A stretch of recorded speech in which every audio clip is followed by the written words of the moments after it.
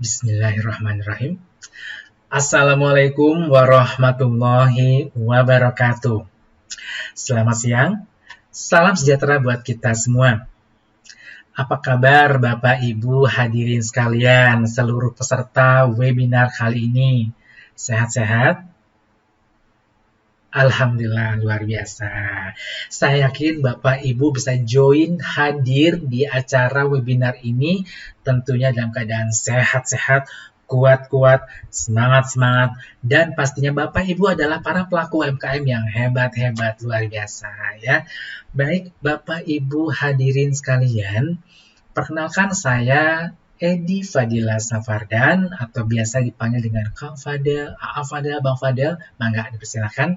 Kali ini saya akan mencoba sharing informasi, sharing pengalaman terkait dengan topik yang tidak asing buat Bapak Ibu ya, kan yang terkait dengan produk yang Bapak Ibu miliki tentunya, yaitu apa?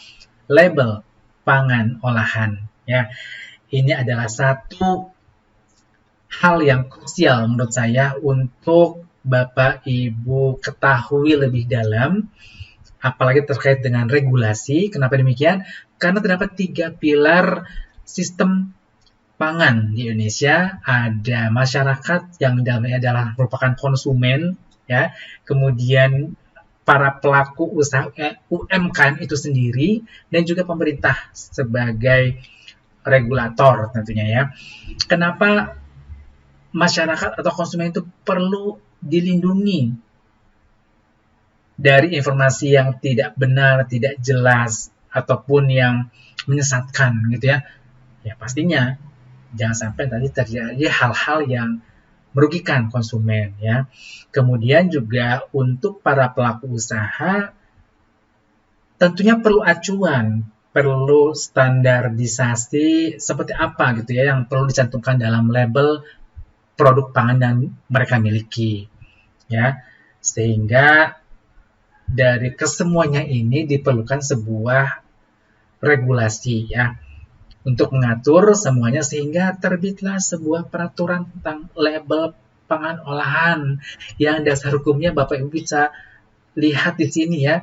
Ada mulai dari yang paling tinggi ya, payung hukumnya ada Undang-Undang Nomor 18 Tahun 2012 tentang pangan. Kemudian di bawahnya lagi ada PP Peraturan Pemerintah ya, sampai diatur di sini Nomor 69 Tahun 1999 tentang label dan iklan pangan. Ya, nanti Bapak Ibu bisa tahu apa sih bedanya label dengan iklan pangan.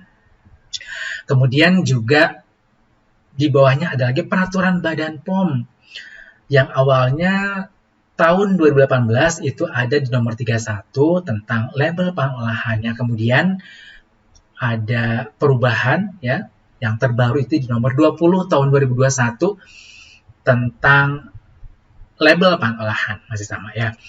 Nah, di dalam Undang-Undang Nomor 18 Tahun 2012 tentang pangan, ini ada beberapa pasal terkait dengan label pangan ya. Ada di pasal 5, pasal 96, pasal 98, pasal 99, dan pasal 100.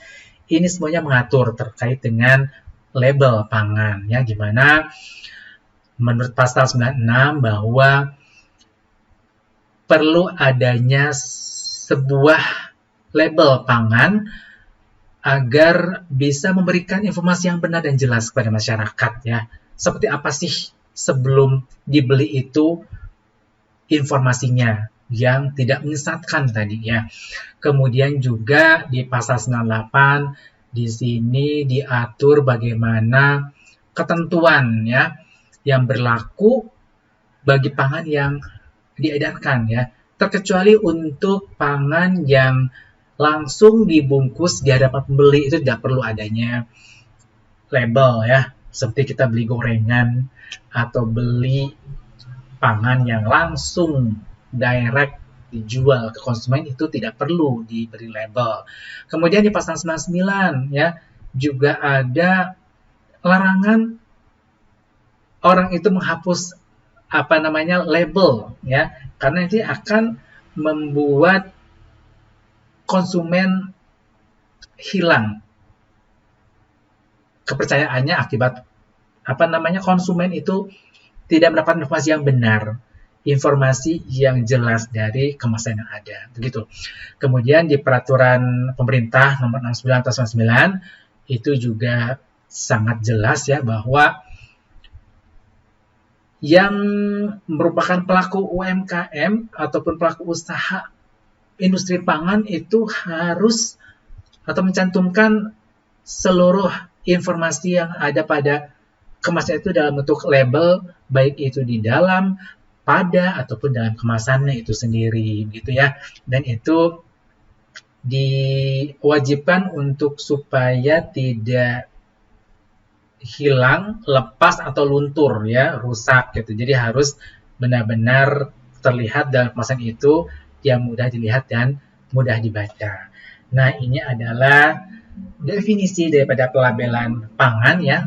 Kita bisa lihat di sini adalah setiap keterangan mengenai pangan yang berbentuk gambar, tulisan, atau kombinasi keduanya, atau bentuk lain yang disertakan pada pangan bisa ditempelkan pada ataupun pada bagian kemasan, itu merupakan label pangan. Ini adalah ketentuan umum dan juga ukuran huruf atau angka ya.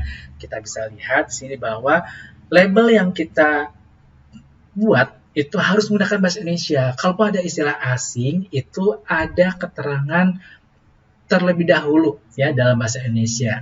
Jadi ada dua versi seperti itu. Kemudian juga keterangan yang berbentuk tulisan itu harus jelas, mudah dibaca, dan proporsional dengan luas permukaan label. Begitu.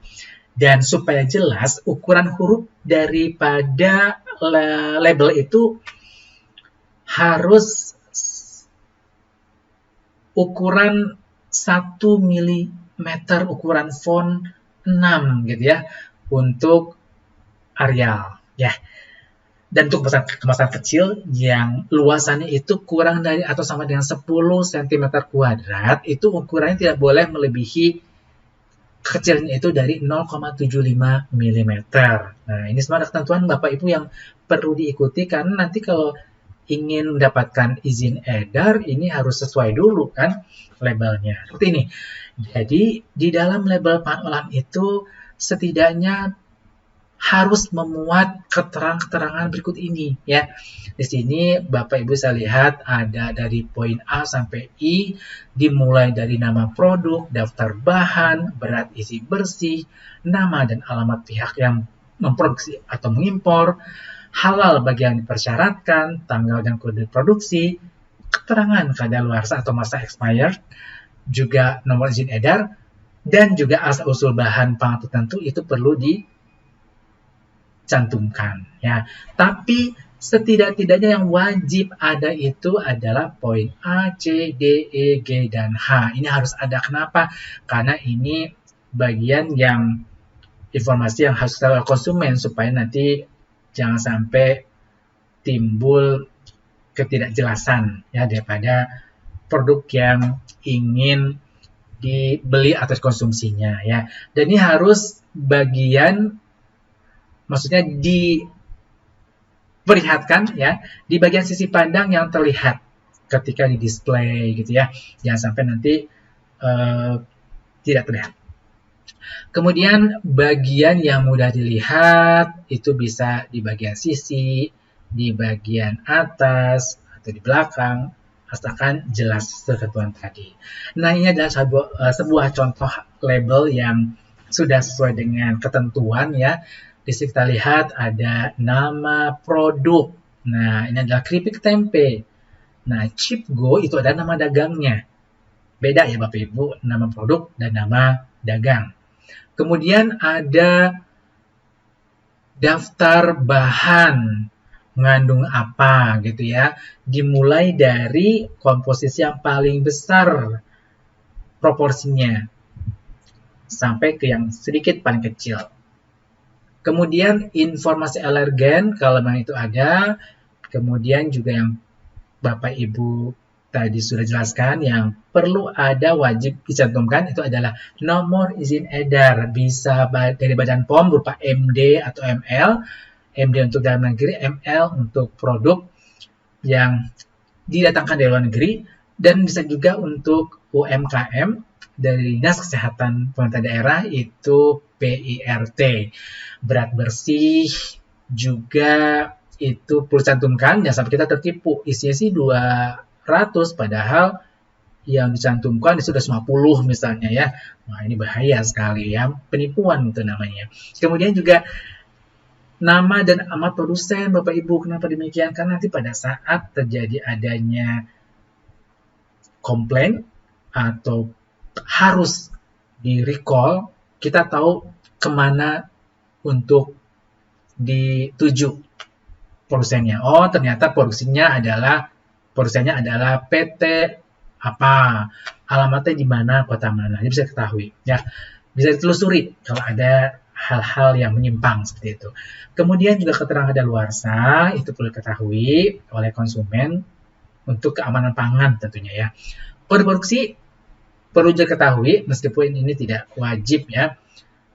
Barcode, kemudian cara penyimpanan, dan satu lagi ada informasi nilai gizi. Nah, ini tentunya sesuai dengan kebutuhan saja Bapak Ibu ya, tidak wajib ada. Kemudian ada halal ya. Ini adalah ketentuan yang sudah mulai bergulir bagi seluruh para pelaku UMKM yang ada di industri pangan.